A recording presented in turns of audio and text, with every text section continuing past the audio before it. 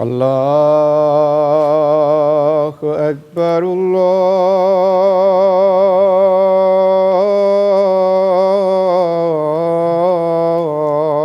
الله أكبر الله أكبر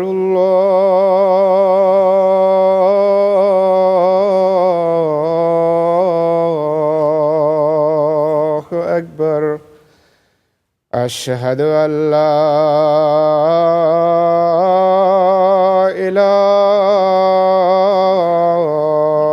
إله إلا الله أشهد أن لا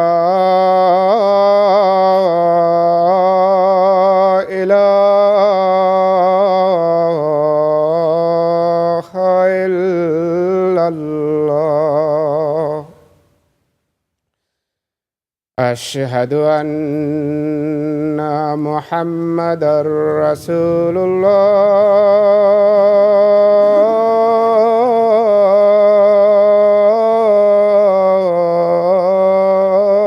الله أشهد أن محمدًا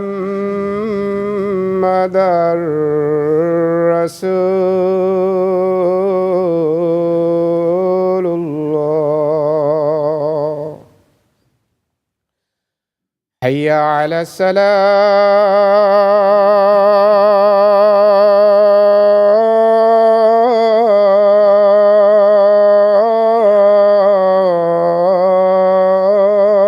الصلاة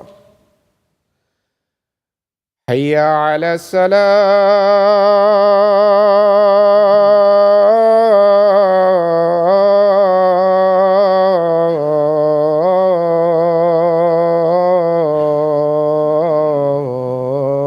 الصلاة حي على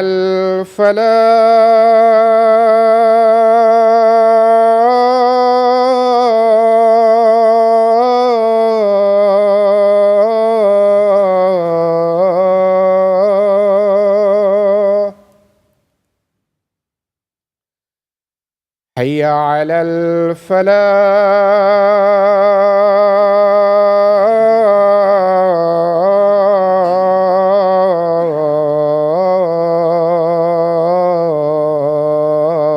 الفلاح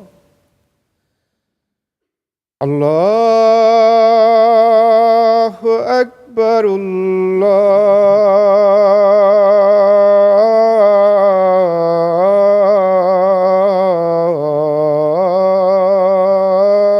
الله أكبر لا إله إلا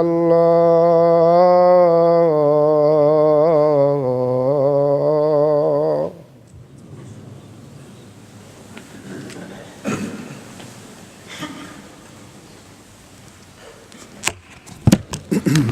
السلام عليكم ورحمة الله.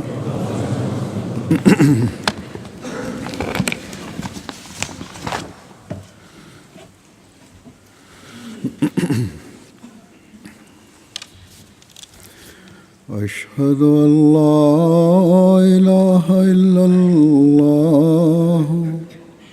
وحده لا شريك له وأشهد أن محمدًا عبده ورسوله أما بعد فأعوذ بالله من الشيطان الرجيم بسم الله الرحمن الرحيم الحمد لله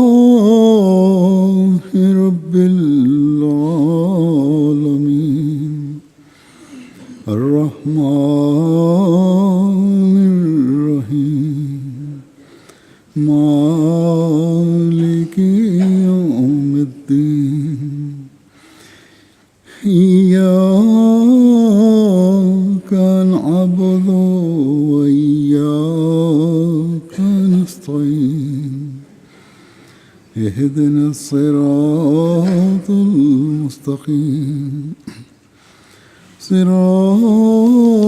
الذين أنعمت عليهم غير المغضوب عليهم ولا الضالين. شهر رمضان الذي أنزل فيه القرآن هدى للناس وبينات من الهدى والفرقان فمن شهد منكم الشهر فليصم ومن كان مريضا على سفر فعدة من أيام أخر يريد الله بكم اليسر ولا يريد بكم العسر ولتكملوا العدة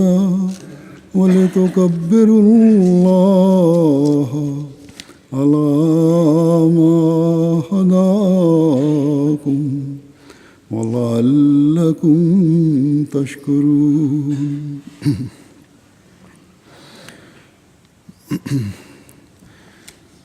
اس آیت کا ترجمہ یہ ہے کہ رمضان کا مہینہ جس میں قرآن انسانوں کے لیے ایک عظیم ہدایت کے طور پر اتارا گیا اور ایسے کھلے نشانات کے طور پر جن میں ہدایت کی تفصیل اور حق و باطل میں فرق کر دینے والے امور ہیں. بس جو بھی تم میں سے اس مہینے کو دیکھے تو اس کے روزے رکھے، اور جو مریض ہو یا سفر پر ہو تو گنتی پوری کرنا دوسرے ایام میں ہوگا. اللہ تمہارے لیے آسانی چاہتا ہے اور تمہارے لیے تنگی نہیں چاہتا، اور چاہتا ہے کہ تم سہولت سے گنتی کو پورا کرو اور اس ہدایت کی بنا پر اللہ کی بڑائی بیان کرو جو اس نے تمہیں عطا کی، اور تاکہ تم شکر کرو. رمضان کا مہینہ ایک مسلمان کی زندگی میں کئی بار آتا ہے، اور ایک عمل کرنے والے مسلمان کو یہ بھی علم ہے کہ رمضان کے مہینے میں قرآن کریم کا نزول شروع ہوا. ایک باعمل اور کچھ علم رکھنے والے مسلمان کو یہ بھی پتہ ہے کہ رمضان کے مہینے میں حضرت صلی اللہ علیہ وسلم کی زندگی میں ہر سال اس وقت تک جتنا بھی قرآن نازل ہوا ہوتا تھا اس کا دور حضرت جبرائیل علیہ السلام حضرت صلی اللہ علیہ وسلم کے ساتھ کیا کرتے تھے، سوائے آپ صلی اللہ علیہ وسلم کی زندگی کے آخری سال کے، جب قرآن کریم مکمل نازل ہو چکا تھا اور حضرت صلی اللہ علیہ وسلم کو اللہ تعالیٰ کی طرف سے یہ خوشخبری مل گئی تھی کہ الیوم اکملت لکم دینکم واتممت علیکم نعمتی ورضیت لکم الاسلام دینا، کہ آج میں نے تمہارے لیے تمہارا دین کامل کر دیا اور تمہیں اپنی نعمت تمام اور تم پر اپنی نعمت تمام کر دی اور اسلام کو دین کے طور پر تمہارے لیے پسند کر لیا. اس آخری سال میں حضرت عائشہ رضی اللہ عنہا کی روایت کے مطابق حضرت صلی اللہ علیہ وسلم نے فرمایا کہ اس دفعہ جبرائیل نے قرآن کریم کا دور 2 مرتبہ مکمل کروایا. بس قرآن کریم کی رمضان کے مہینے کے ساتھ ایک خاص نسبت ہے. ہر سال جب رمضان آتا ہے ہمیں اس طرح بھی توجہ دلاتا ہے کہ یہ وہ مہینہ ہے جس میں قرآن کریم نازل ہوا. گویا رمضان ہمیں اپنے اور فیوز کے ساتھ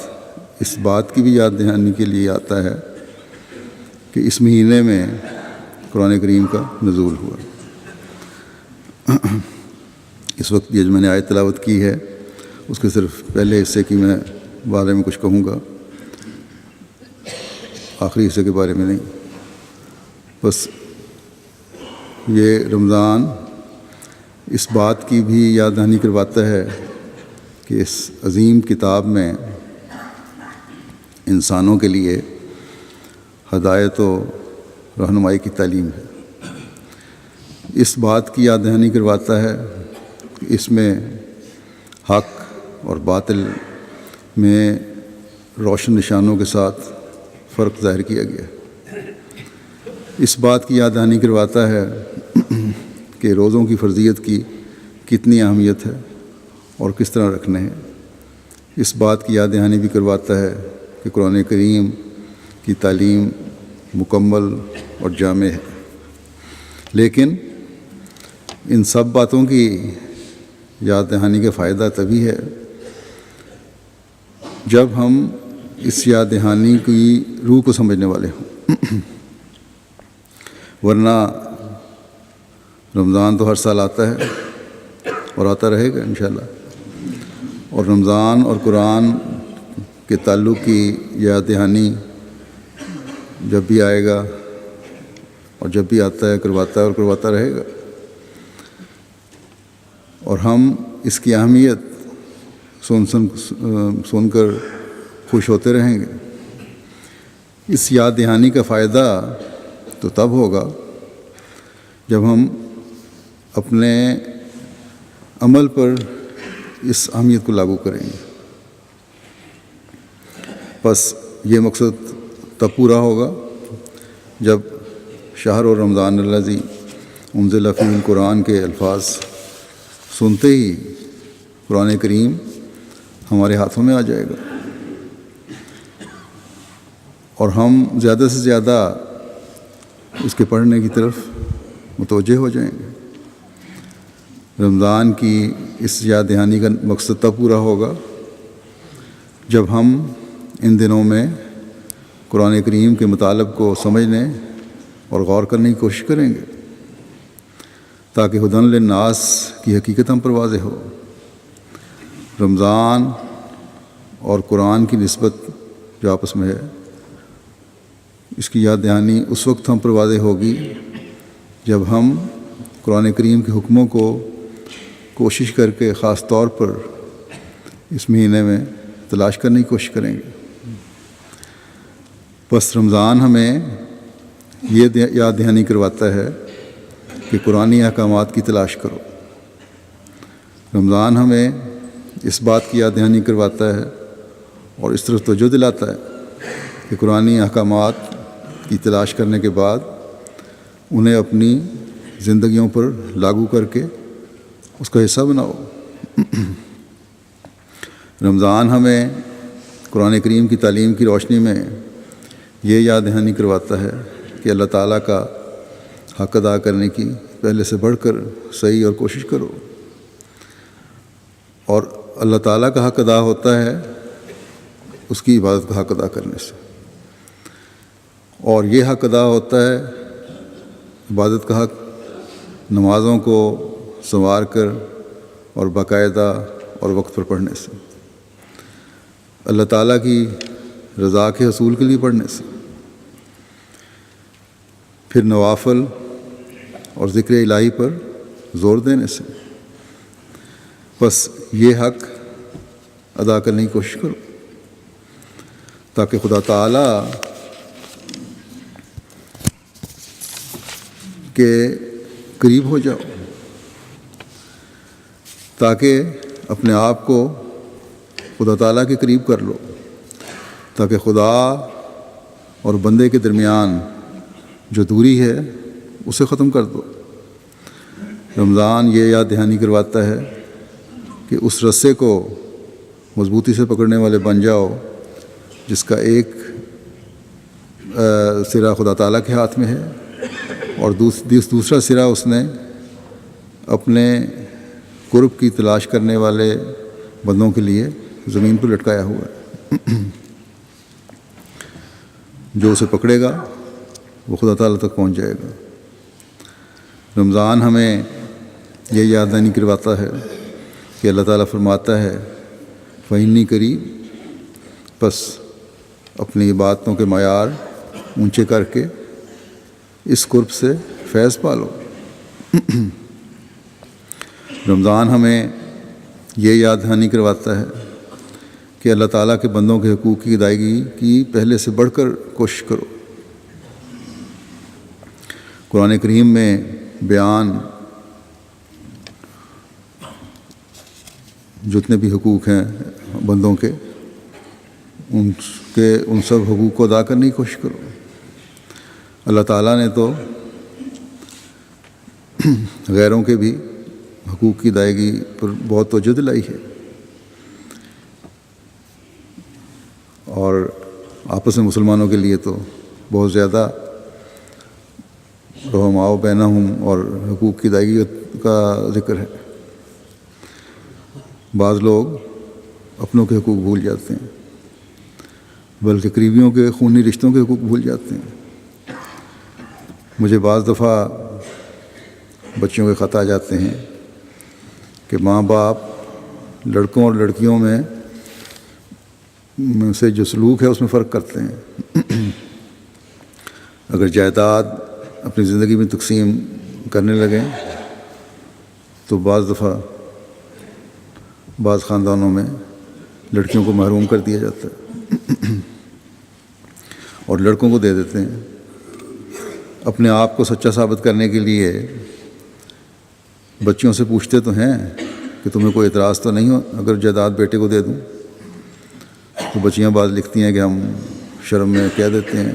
کہ کوئی حرج نہیں ہے، ہمیں کوئی اعتراض نہیں، تو بس اتنا ہی سمجھ لیتے ہیں کہ انصاف ہو گیا، جبکہ انصاف نہیں ہے بلکہ ظلم ہے، اور قرآن کریم کے واضح حکم کی خلاف ورزی ہے۔ حیرت ہے اس زمانے میں بھی ایسے والدین ہیں جو یہ ظلم کرتے ہیں، اور خوشی بھی ہے اس بات کی کہ اس زمانے میں ایسی بچیاں بھی ہیں جو ماں باپ کی خوشی کی خاطر قربانی دے دیتی ہیں، لیکن انہیں بھی یاد رکھنا چاہیے کہ اگر یہ خوشی دلی خوشی اس میں شامل نہیں ہے ان کی، تو پھر یہ قربانی جو دے رہے ہیں بچے یا بچیاں، وہ ماں باپ کو گناہ گار بنا رہے ہیں۔ میں پھر ایسے ظالم ماں باپ سے کہوں گا کہ وہ اللہ تعالیٰ کا خوف دل میں پیدا کریں، اور ایسے بھائی بھی جو خود غرضی میں بڑے ہوئے ہیں اور ماں باپ پر دباؤ ڈال کر جائیدادوں پر قبضہ کر لیتے ہیں اور بہنوں کو محروم کر دیتے ہیں، وہ بھی اپنے پیٹوں میں آگ کے گولے بھر رہے ہیں۔ بس خدا تعالیٰ کا خوف کرنا چاہیے ہمیشہ، اور اپنی اصلاح کی طرف توجہ دینی چاہیے۔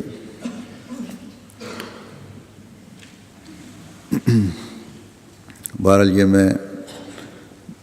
تفصیل اس لیے بیان کر دی کہ اس کا بیان کرنا ضروری تھا۔ پھر میں دوبارہ اسی طرف آتا ہوں کہ رمضان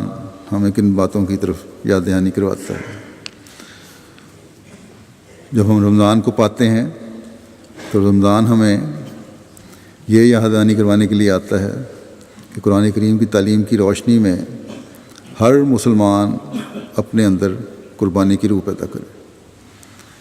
خدا تعالیٰ اور خدا تعالیٰ کی جماعت کی خاطر، خلافت احمدیہ کے قائم رکھنے کی خاطر جان، مال، وقت اور عزت کو قربان کرنے کا جو عہد کیا ہے اس کو نبھانے کے لیے اپنے جائزے لے کر اس کو نبھانے کی کوشش کریں۔ یہ جائزے لیں کہ کس حد تک اپنے عہدوں کو نبھا رہے ہیں اور کس حد تک یہ عہد نبھانے کا جذبہ دل میں موجود ہے۔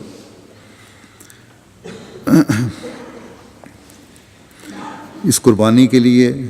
قرآن کریم میں کیا احکامات ہیں انہیں تلاش کریں۔ ایک دوسرے کی خاطر پھر قربانی ہے، اس کے بارے میں کیا احکامات ہیں انہیں تلاش کریں۔ رمضان ہمیں اس بات کی طرف توجہ دلانے کے لیے بھی آتا ہے کہ ہمارے آقا مطاع حضرت محمد مصطفیٰ صلی اللہ علیہ وسلم کو دنیا کو تباہی اور خدا تعالیٰ کی ناراضگی سے بچانے کے لیے کتنا درد تھا، اور اس کے لیے آپ صلی اللہ علیہ وسلم نے کتنی درد بھری دعائیں اپنے خدا کے حضور گریہ وزاری کرتے ہوئے کی، اور ہم نے اس کا حق ادا کرنے کی کس طرح کوشش کرنی۔ ہمیں اس بات کی یاد دہانی کے لیے آتا ہے رمضان کہ جو کام اللہ تعالیٰ نے حضرت صلی اللہ علیہ وسلم کو غار حرا میں سپرد کر کے پھر غار سے باہر نکل کر انجام دینے کا دیا تھا، یعنی ان درد بھری دعاؤں کے ساتھ قرآن کریم کی تعلیم کو دنیا میں پھیلانے کا کام، اس کام کو آپ صلی اللہ علیہ وسلم کے نمونے اور حکم کے مطابق ہم نے کس طرح انجام دینا ہے، ہم نے کس طرح قرآن کریم کی اس تعلیم پر عمل کرنا ہے کہ اللہ تعالیٰ کے پیغام کو پھیلاؤ، خدا تعالیٰ کی توحید کو دنیا میں پھیلاؤ اور پھیلاتے چلے جاؤ۔ ہدی للناس کا پیغام عام کرنے کی کوشش کرو۔ ہمیں یہ یاد دہانی کرواتا ہے رمضان کہ غار حرا کی تنہائی کو سامنے رکھو گے تو پھر ہی تمہیں دین کو دنیا پر مقدم رکھنے کی حقیقت کا صحیح فہم حاصل ہوگا۔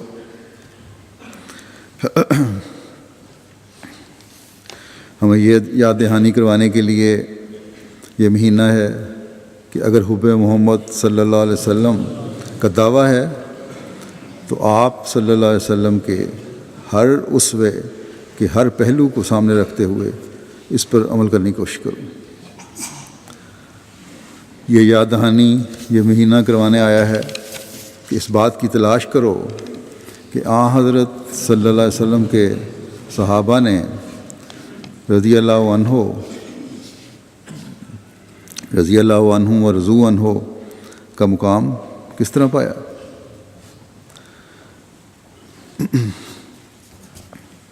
کیونکہ یہ صحابہ بھی ہمارے لیے اسوہ ہیں۔ بس یہ مہینہ ہمیں اس بات کی یاد دہانی کے لیے بھی آیا ہے کہ اپنے آپ کو حضرت صلی اللہ علیہ وسلم کے زمانے میں لے جانے کی کوشش کرو۔ زمانے کے لحاظ سے تو ہم نہیں جا سکتے، لیکن قرآن کریم کی تعلیم تو ہمارے سامنے اصل حالت میں موجود ہے، جو اس زمانے میں پہنچانے کے راستے آسان کرتی ہے۔ یہ مہینہ ہمیں اس بات کی یاد دہانی کروانے آیا ہے کہ دنیا کو بتاؤ کہ دنیا کے امن کی ضمانت اور دنیا میں امن قائم کرنے کی حقیقی تعلیم قرآن کریم ہی ہے۔ دنیا کو بتاؤ کہ دنیا میں امن کے قیام کا کامل نمونہ حضرت صلی اللہ علیہ وسلم کی ذات ہی ہے۔ یہ یاد دہانی یہ مہینہ ہمیں کروانے آتا ہے کہ قرآن کریم ہی وہ کتاب ہے جو اپنے ہر حکم کے بارے میں دلیل سے بات کرتی ہے۔ اس کے لیے ہمیں خود بھی قرآن کریم پر غور اور اس کی تفسیر کو پڑھنے کی ضرورت ہے۔ ان لوگوں میں شامل ہونے کی ضرورت ہے جن کے بارے میں اللہ تعالیٰ نے قرآن کریم فرمایا ہے کہ الذین آتیناہم الکتاب یتلونہ حق تلاوت، یعنی وہ لوگ جنہیں ہم نے کتاب دی اس کی اس طرح تلاوت کرتے ہیں جس طرح اس کی تلاوت کا حق ہے۔ یعنی پڑھنے کا بھی حق ادا کرتے ہیں، غور کرنے کا بھی حق ادا کرتے ہیں، اور جو پڑھا یا سنا اور غور کیا اس پر عمل کرنے کا بھی حق ادا کرتے ہیں۔ اگر یہ حق ادا نہیں ہو رہے تو ہمارے مسلمان ہونے کے دعوے صرف زبانی دعوے ہیں۔ ہم ان لوگوں میں شامل ہو جائیں گے جنہوں نے حضرت صلی اللہ علیہ وسلم کی فکر کو بڑھایا، وہ لوگ جو آخری زمانے میں پیدا ہونے تھے، جنہوں نے قرآن کریم کی تلاوت اور اس پر عمل کا حق ادا نہیں کرنا تھا، جن کے بارے میں قرآن کریم میں اس طرح اظہار ہوا ہے کہ وقال الرسول یا رب ان قوم اتخذوا ھذا القرآن مہجورا، اور رسول کہے گا کہ اے میرے رب، یقیناً میری قوم نے اس قرآن کو متروک کر چھوڑا ہے۔ بس یہ مہینہ جہاں ہمیں بہت سی خوشخبریاں دیتا ہے، وہاں بہت سی ذمہ داریاں بھی ڈالتا ہے اور ہوشیار بھی کرتا ہے، ہمیں یاد دہانی کرواتا ہے کہ اپنے جائزے لیتے رہو کہ کس حد تک قرآن کریم کی تعلیم پر عمل کر رہے ہو، اپنے جائزے لیتے رہو کہ کس حد تک رسول اللہ صلی اللہ علیہ وسلم کی فکروں کو دور کرنے کا باعث بن رہے ہو، ورنہ نہ رمضان ہمیں کوئی فائدہ دے سکتا ہے، نہ ہی قرآن کریم ہمیں کوئی فائدہ دے گا۔ خدا تعالیٰ ہمیں جس قسم کا انسان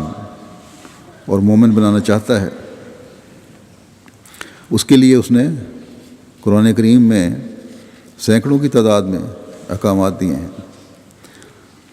اور اس زمانے میں پھر حضرت مسیح موعود علیہ الصلوۃ والسلام کے ذریعے اپنی اصلاح کی طرف توجہ دلائی ہے، قرآن کریم کی خوبصورت تعلیم کو اپنے اوپر لاگو کرنے پر آپ کے ذریعے سے زور دلوایا ہے۔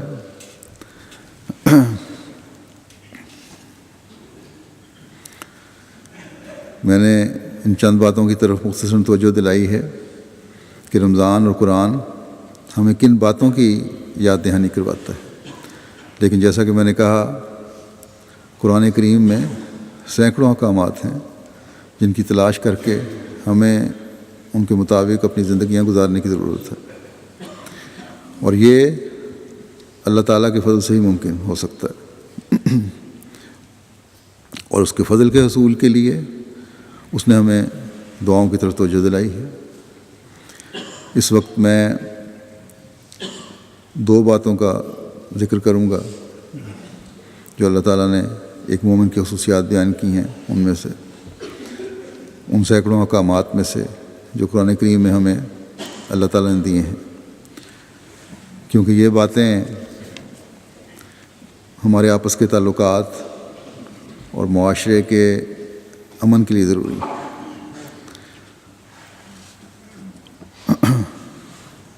اور جو اصل فائدہ ہے ان کا وہ تو ہے ہی کہ جس طرح باقی احکامات پر عمل کر کے خدا تعالیٰ کا قرب اللہ تعالیٰ حاصل ہوتا ہے، اسی طرح ان باتوں پر بھی عمل کر کے اللہ تعالیٰ کا قرب حاصل ہوگا۔ ان میں سے پہلی بات تو عاجزی اور انکساری ہے۔ یہ بہت سے مسائل کا حل ہے، اور اللہ تعالیٰ نے اپنے بندوں کی جو خصوصیات بیان فرمائی ہیں، ان بندوں کی جو حقیقی مسلمان ہیں، ان بندوں کی جو خدا تعالیٰ کی عبادت کرنے والے ہیں، ان بندوں کی جو خدائے رحمان کے فضلوں اور رحم کی تلاش کرنے والے ہیں، ان میں سے ایک بہت بڑی خصوصیت یہ ہے، فرمایا وعباد الرحمن الذین یمشون علی الارض ہونا، اور رحمان کے سچے بندے وہ ہوتے ہیں جو زمین پر عاجزی سے چلتے ہیں۔ اور پھر فرماتا ہے ولا تصعر خدک للناس ولا تمشی فی الارض ان اللہ لا یحب کل مختال فخور۔ اللہ تعالیٰ یقیناً ہر شیخی کرنے والے اور فخر کرنے والے سے پیار نہیں کرتا، اور جب خدا تعالیٰ کا پیار نہ ملے تو انسان کی کوئی نیکی قابل قبول نہیں ہوتی،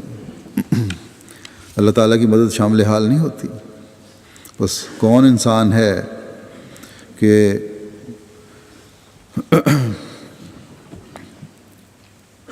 جو ایک طرف تو خدا تعالیٰ پر ایمان کا دعویٰ کرے، اپنے مومن ہونے کا دعویٰ کرے، اور دوسری طرف یہ کہے کہ مجھے خدا تعالیٰ کی محبت کی پرواہ نہیں۔ یقیناً کوئی عقل مند انسان، خیرت والا انسان اور مسلمان یہ بات نہیں کر سکتا، لیکن عملاً ہم دیکھتے ہیں اور روزمرہ معاملات میں بہت سے مسائل کی وجہ، بہت سے جھگڑوں کی بنیاد یہ تکبر ہی ہے۔ جس میں تکبر نہیں اور تکبر کی وجہ سے جھوٹی انا نہیں، اس کے معاملات بھی کبھی نہیں الجھتے۔ یہ تکبر ہے جو ضد کی طرف لے جاتا ہے، اور انا اور ضد پھر معاملات کو سلجھانے کے بجائے طول دینا شروع کر دیتے ہیں، الجھانا شروع کر دیتے ہیں۔ آج کل بہت سے جھگڑے جو میرے سامنے آتے ہیں، ان میں سے اکثریت صرف اس لیے نہیں، اکثر کے معاملات کی جو ہے اس لیے نہیں سلجھ رہی ہوتی کہ تکبر، انا اور ضد آڑے آ رہی ہوتی ہے۔ بس اگر انسان کو خدا تعالیٰ کی محبت کی ضرورت ہے، اگر ایک مسلمان یہ سمجھتا ہے، اور جب میں مسلمان کہتا ہوں تو سب سے پہلے ہم احمدی مسلمان اس کے مخاطب ہیں، تو پھر ان باتوں سے بچنا ہوگا۔ رمضان کا فیض اس وقت حاصل ہوتا ہے جب قرآن کریم کی تعلیمات پر عمل ہو۔ روزے تبھی فائدہ دیں گے جب قرآن کریم کی تعلیمات پر عمل ہو۔ بس وہ لوگ جن کے آپس کے جھگڑے صرف اناؤں اور تکبر کی وجہ سے طول پکڑے ہوئے ہیں، واضح ہو کہ جھگڑے جو ہوتے ہیں یہ ہوتے ہی تکبر کی وجہ سے ہیں یا انا کی وجہ سے، انہیں اس رمضان میں عاجزی کا مظاہرہ کرتے ہوئے صلح کی طرف ہاتھ بڑھانے چاہیے۔ ان عباد الرحمن میں شامل ہونے کی کوشش کرنی چاہیے جو اللہ تعالیٰ کے پیار کو جذب کرنے کے لیے زمین میں عاجزی سے چلتے ہیں، ہر وقت اس بات کے حریص رہتے ہیں کہ ہمارا خدا ہم سے راضی ہو جائے، چاہے دنیاوی نقصان برداشت کرنا پڑے۔ دوسری بات جو بیان کرنا چاہتا ہوں وہ بھی اس سے متعلقہ ہی ہے، اور وہ ہے صبر۔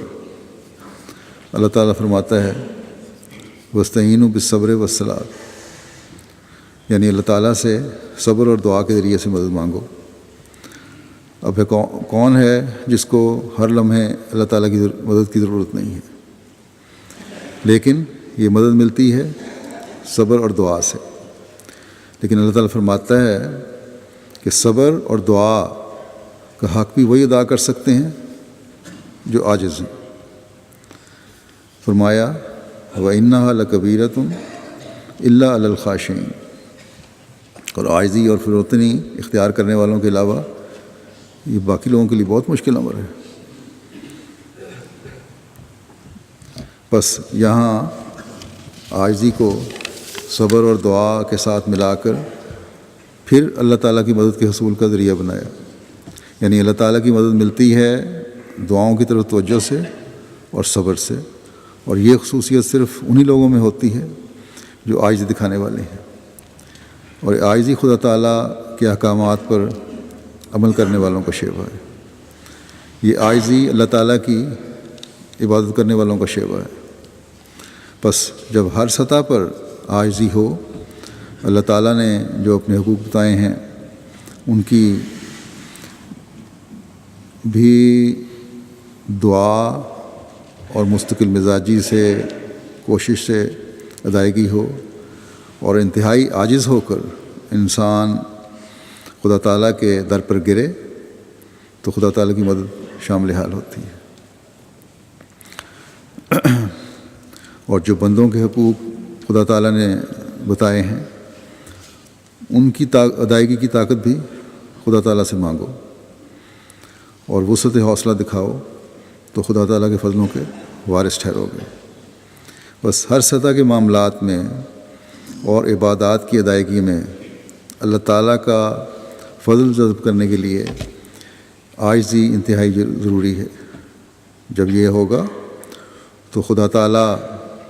دنیاوی نقصانوں سے بھی بچائے گا، دشمنوں کے خلاف بھی مدد دے گا، روحانیت میں بھی ترقی ہوگی، معاشرتی تعلقات میں بھی حسن پیدا ہوگا، اور خدا تعالیٰ کی رضا حاصل کرنے والا بھی انسان بنے گا۔ اور یہی ایک مومن کی خواہش ہوتی ہے اور ہونی چاہیے۔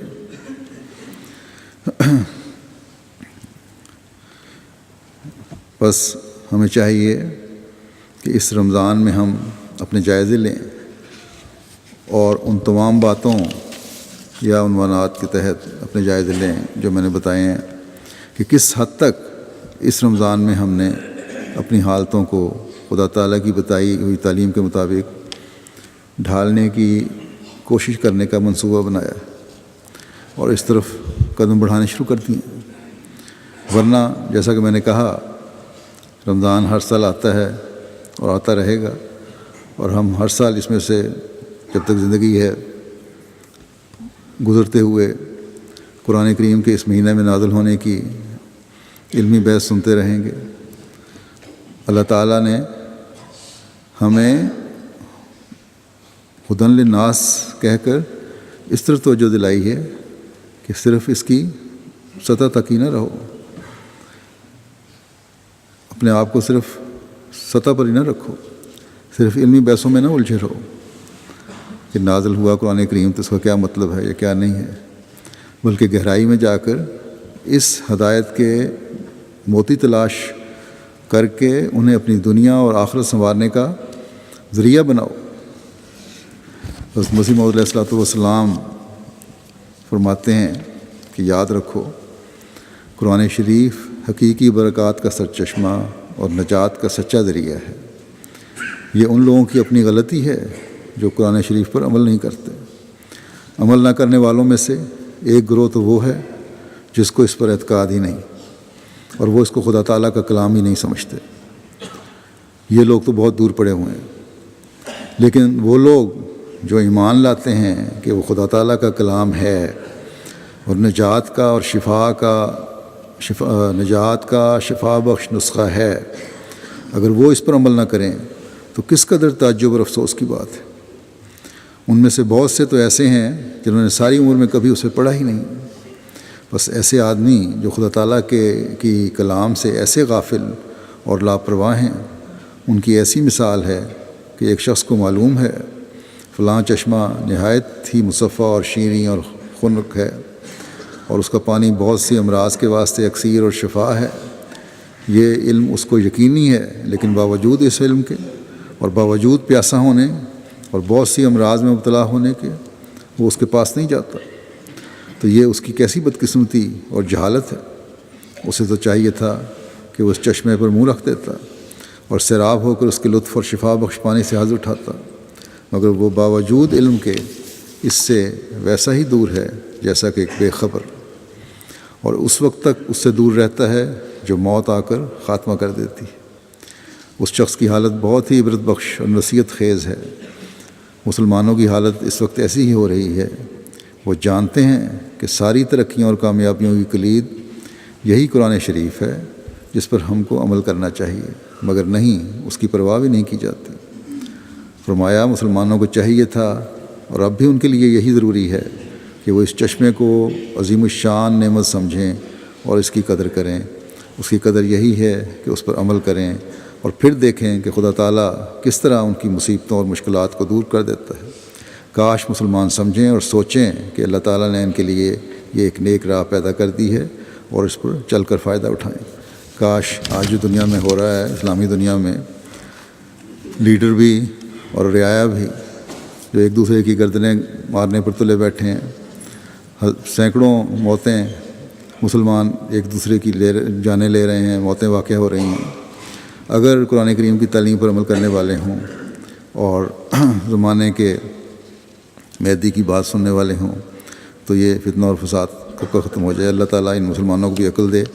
کہ قرآن کریم کی تعلیم پر عمل کرنے والے ہوں۔ لیکن حضرت مسیح علیہ السلام فرماتے ہیں ہمیں بھی کہ قرآن شریف پر تدبر کرو، اس میں سب کچھ ہے، نیکیوں اور بدیوں کی تفصیل ہے اور آئندہ زمانے کی خبریں ہیں وغیرہ۔ بخوبی سمجھ لو کہ یہ وہ مذہب پیش کرتا ہے جس پر کوئی اعتراض نہیں ہو سکتا، کیونکہ اس کے برکات اور ثمرات تازہ پر تازہ ملتے ہیں۔ انجیل میں مذہب کو کامل طور پر بیان نہیں کیا گیا، اس کی تعلیم اس زمانے کے حسب حال ہو، لیکن وہ ہمیشہ اور ہر حالت کے موافق ہرگز نہیں۔ یہ فخر قرآن مجید ہی کو ہے کہ اللہ تعالیٰ نے اس میں ہر مرض کا علاج بتایا ہے اور تمام قوا کی تربیت فرمائی ہے، اور جو بدی ظاہر کی ہے اس کو دور کرنے کا طریق بھی بتایا ہے۔ اس لیے قرآن مجید کی تلاوت کرتے رہو اور دعا کرتے رہو اور اپنے چال چلن کو اس تعلیم کے ماتحت رکھنے کی کوشش کرو۔ بس یہ وہ نصیحت ہے جو ہمیں بھی ہے، صرف غیروں کو نہیں دیکھنا بلکہ ہم نے بھی قرآن کریم پر عمل کرنا ہے اور قرآن کریم کی تعلیم کو اپنے پر لاگو کرنا ہے۔ اس تعلیم کے ماتحت اپنے آپ کو رکھنے کی کوشش کرنی ہے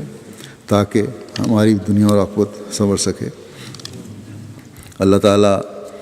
ہمیں توفیق عطا فرمائے کہ ہم اس عظیم کتاب کی تعلیم کو اپنی زندگیوں کا حصہ بنا کر خدا تعالیٰ کی رضا کو حاصل کرنے والے بن سکیں، اور یہ رمضان ہمیں پہلے سے بڑھ کر قرآن کریم کا علم و عرفان عطا کرنے والا بھی ہو اور اپنا قرب دلانے والا بھی ہو۔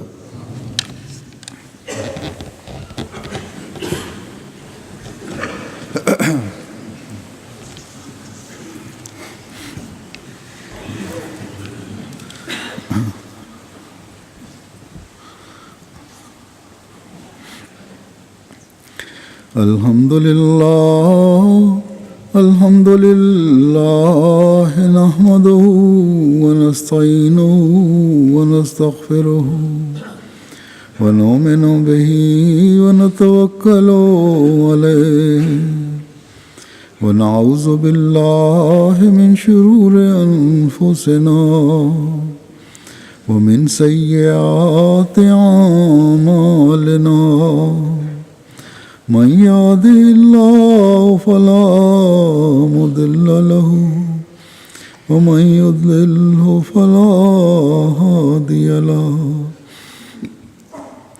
ونشهد أن لا إله إلا الله ونشهد أن محمدا عبده ورسوله۔ عباد الله رحمكم الله، إن الله يأمر بالعدل والإحسان وإيتاء ذي القربى وينهى عن الفحشاء والمنكر والبغي يعظكم لعلكم تذكرون۔ اذكروا الله يذكركم وادعوه يستجب لكم